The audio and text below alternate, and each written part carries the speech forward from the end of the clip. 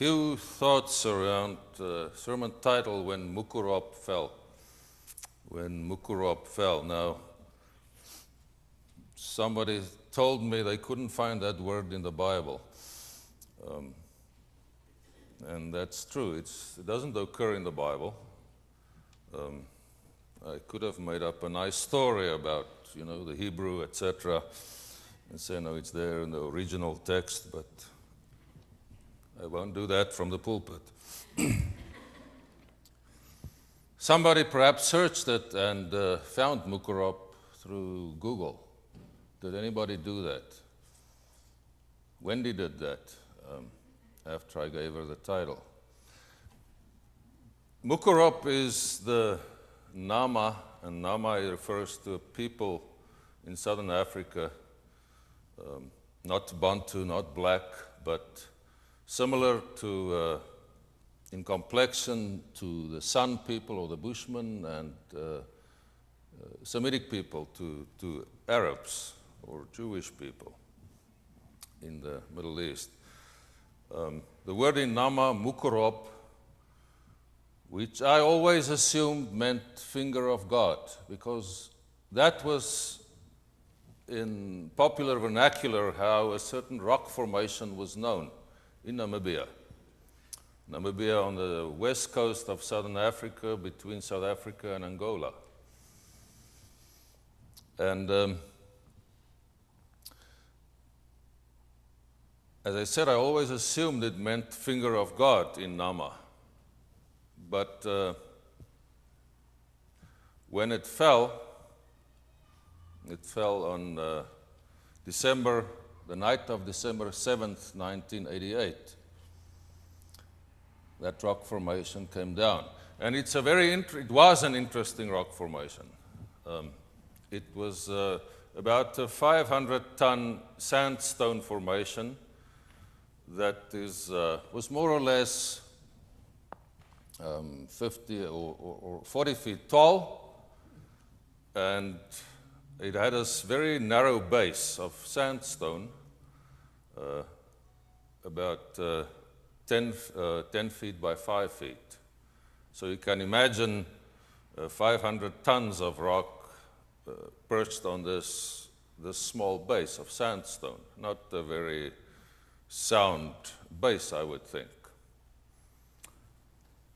The name Mukurob, even in Nama, in the folklore, it's not quite clear where it comes from. The one line of thinking is, or the folklore has it, that the Nama people, in response to another Southern African tribe or an ethnic group, the Herero, which is a Bantu people, black people, that migrated down from more or less Nigeria, from West Africa.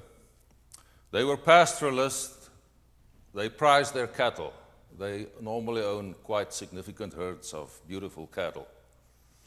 That they would come down when the rains were good in the dry southern Namibian area, and they would enter into the territory, the traditional territory of the Nama people. And then they would taunt the Nama people and say, look at our cattle, look how beautiful they are. We are a powerful people. The only thing you have, and that is probably true, the only thing you have is rocks and stones, because it is a dry, rocky desert area, semi-desert area. And folklore has it that on occasion the Nama people then said to the Herero people, you can taunt us all you want, but we have this very special rock. Look at it. And for as long as that rock stands, we, the Nama people, will be the lords of all this land. That is the sign that we are the lords, that we are in charge here. And the folklore goes that the Herero people then took thongs, ropes of animal skin, of cattle skin, tied it together and put it around the rock and hitched their oxen or their cattle to it and tried to pull over that rock to make the point that, no, they are really in charge, the wealthy cattle owners. They didn't succeed. So the saying, the folklore goes that the Nama then said, Mukurob, now you see, Mukurob, that we are the lords of the land. There's another theory that it comes from a language which I cannot pronounce properly because I cannot make the clicking sounds. Mukurob is my bastardization in the pronunciation of it, which means ankle or neck.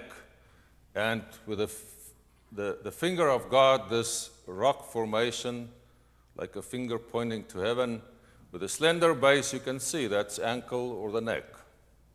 I don't know which one is true or whether they're both true. I visited this rock formation early in the 1980s.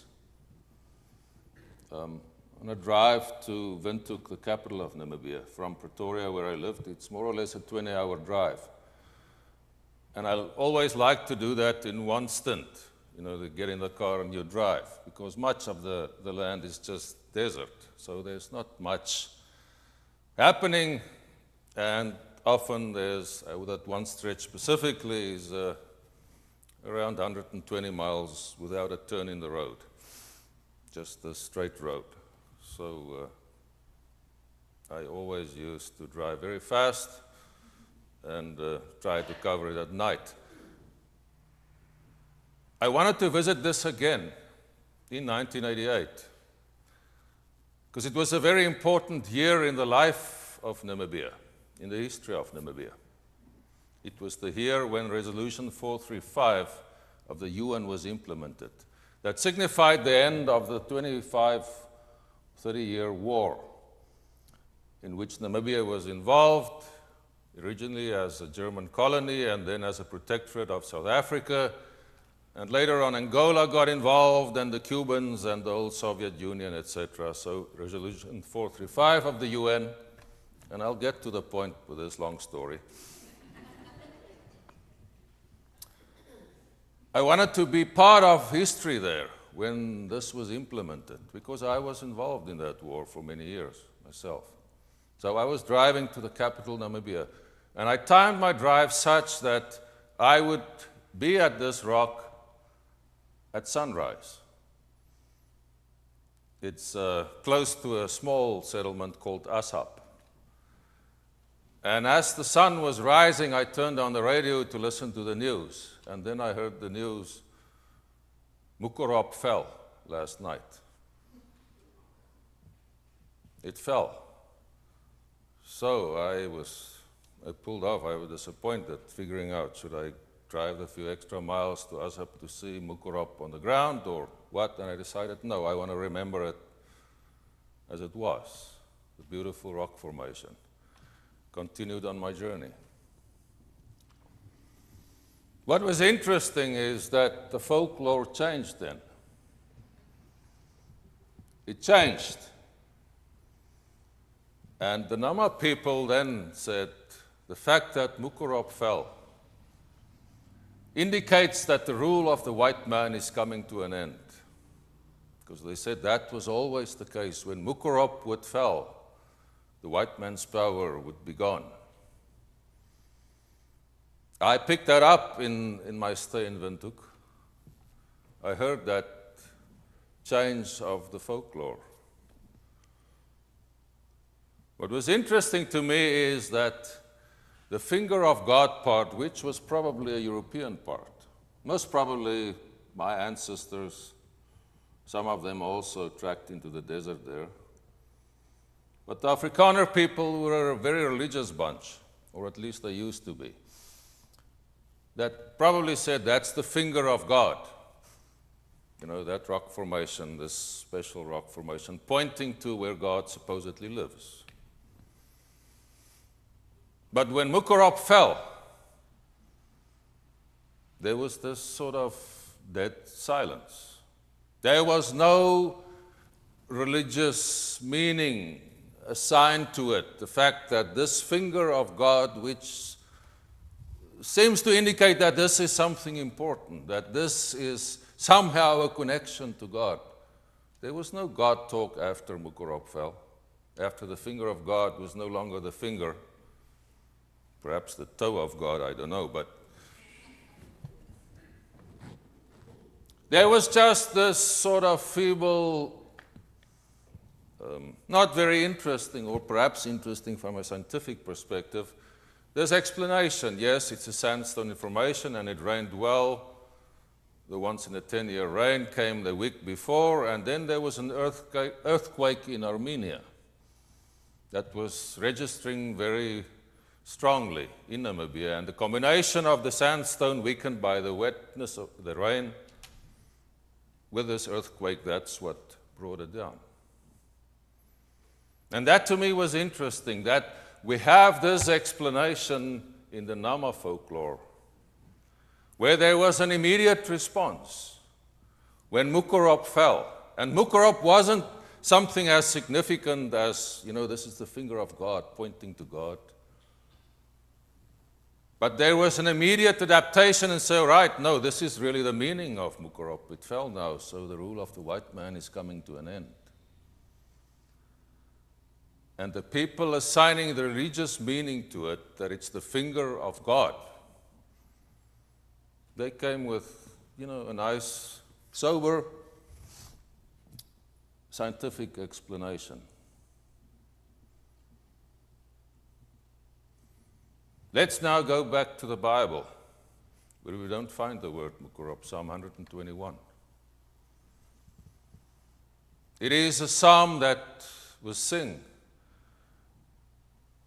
as the pilgrims ventured to Jerusalem, on that pilgrimage to Jerusalem. It probably comes from the time when Israel was still affirming their settlement into the land of Canaan. It was a time when I think they were still, as a people who were also used to a polytheistic, a many-god religious view, trying to adapt to the region of just one God, Yahweh or Yahweh, the God of Israel that covenanted with them according to their history. And this pilgrim song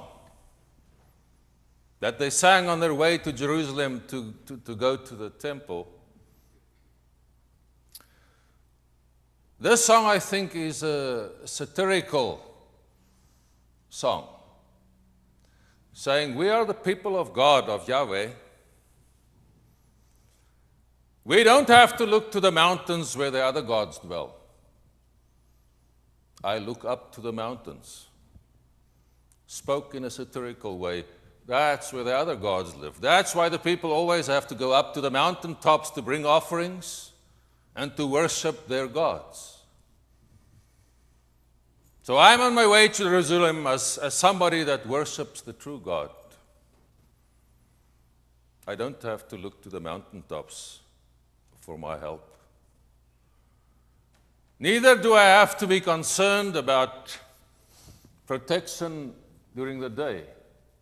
Where the sun god is shining, that God cannot harm me, because I worship Yahweh. I'm an Israelite. I'm one of God's, the true God's, the only God's people. Neither do I have to worry about the moon at night. That God cannot harm me, because I'm one of Yahweh's people. I worship the true God. And I will have God's protection wherever I go until the end of my life. A song sung as they were walking to Jerusalem. And on an aside, it was interesting, or it is interesting, that often in the cultures where the moon was also a god, the moon was regarded as being stronger than the sun. Because the moon was shining at night when it was dark. So the moon was actually the stronger god because it shone in the dark and it overcame the dark. It made light in the darkness, but the sun was shining in the daytime when it was light in any case. So it's not that strong a god. But against both these gods, these people sang, God is my protector.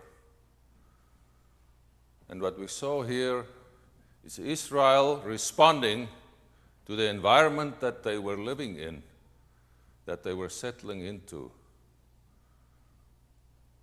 They were also used to a multitude of gods that were present everywhere in life, from regional gods to house gods, and a God for almost anything and everything, to this one God, transitioning to that, and reflecting that in their psalm that they sang when they journeyed to Jerusalem to worship this God. I see a response from Israel reflected in the psalm to a new environment and a new paradigm, a huge shift from polytheism to monotheism. I see a shift in the folklore of the Nama people,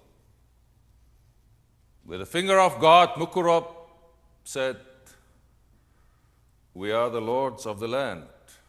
And when it fell, well, it actually means now the rule of the white man will come to an end. But the people who assigned the name, the finger of God, I hear a silence about God and no response except for a nice, sober, scientific explanation of why the finger of God has become a piece of rock, of sandstone. And that made me think about us, moderns or postmoderns, especially us with a scientific worldview.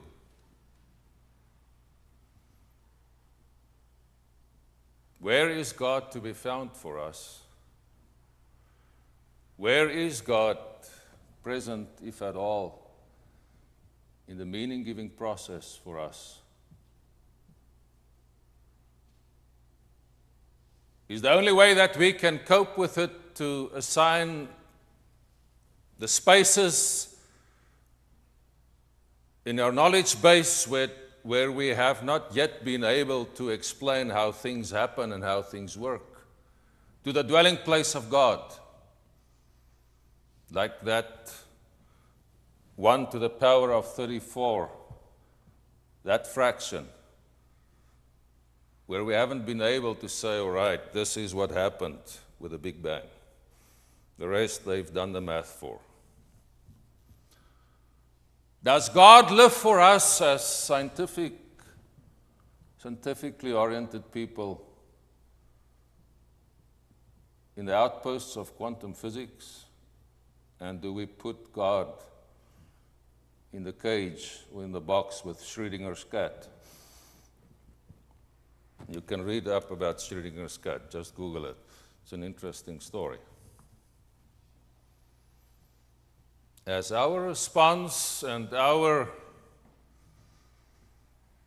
living with God in our world boil down to a sort of an embarrassed silence or a negation of the presence of God? Or have we fully become more or less deistic like so many of the founding fathers were? They said God was involved in the beginning, but, wound up the clock and that's it. Got other stuff to do, no longer involved in this clock that's running down. Or are we fully on the road to the theology of Karl Barth, one of the very important theologians in Protestantism, that coined the phrase, the ganz andere Gott, the totally different God, where God is so different that God cannot be blamed for anything that happens because God is so totally different, and God does God's stuff in God's own way. So God is beyond our understanding, and God is very far removed from us and gets further and further removed the more our knowledge increased. I think I've made the point ad nauseum now. What should we do? I don't have a short answer for you and a short recipe. I just think we should be aware of the processes that we are involved in as religious people, and consciously work to say, this is how things work for us between the world that we live in and our relationship with God. In our unison prayer, we spoke about the mystery at the heart of the universe, that mystery that is also good. For myself, to live meaningfully, I've more or less said, I can't figure it out. For me, God is present everywhere. Exactly how it works, I don't know. But for the time being, until clever people figure it out, I said to myself, this is what I'll do. I will try to express the presence of God in my life. Try to embrace the teachings and the example of Jesus of Nazareth, in whom we profess and whom we testify that God was revealed fully and in a special way there. How that works, I also don't know. But for the time being, I will try to do what Jesus calls us to do. Follow me. Follow my teachings. Follow my example. And I want to urge and encourage each one of you, let us take each other's hands and be God's people. Living in an increasingly scientific world, living perhaps in the postmodern world or the post-truth world or the post-Christian world. But let us live fully as followers of Jesus of Nazareth. Therein lies hope. Therein there is life. Mukurob fell.